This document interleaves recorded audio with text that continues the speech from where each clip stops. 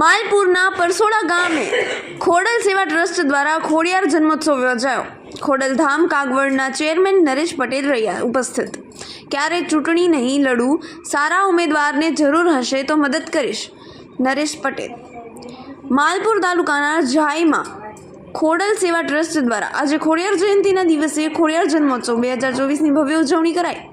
આ કાર્યક્રમમાં ખોડલધામ કાગવડના ચેરમેન નરેશ પટેલ ખાસ ઉપસ્થિત રહ્યા હતા। તેઓનું ગ્રામજનો દ્વારા ભવ્ય સ્વાગત કરવામાં આવ્યું હતું।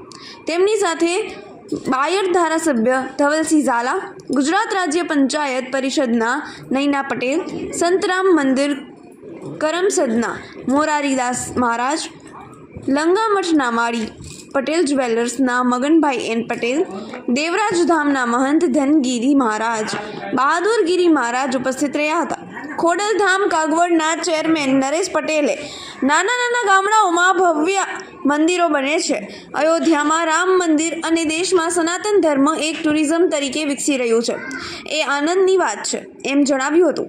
સાથે સાથે આગામી સમયમાં લોકસભાની ચૂંટણી અંગે તેઓએ જણાવ્યું હતું, જે નરેશભાઈ કાયમી સેવા કાર્યમાં જોડાયા છે, આજીવન સેવા કાર્ય જ કરશે, ક્યારે ચૂંટણી નહીં લડે, પરંતુ જ્યારે સારા ઉમેદવારોને મારી જરૂર હશે તેઓને ચોક્કસ મદદ કરીશું, એમ જણાવ્યું હતું।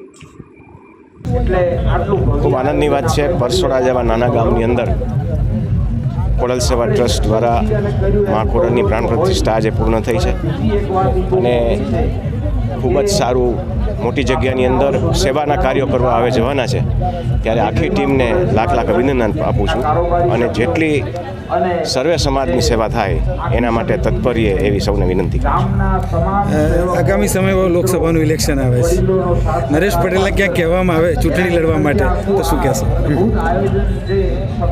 નરેશભાઈ તો ચૂંટણી નહીં લડે, હવે સેવાના કાર્યોમાં લાગી ગયા છે, જીવનભર ફક્ત સેવાના જ કાર્યો રાખવાના છે, પણ જ્યાં જરૂર પડશે કોઈને સારા ઉમેદવારોને બેકિંગ કરવું ત્યાં જરૂરથી બેકિંગ કરશું।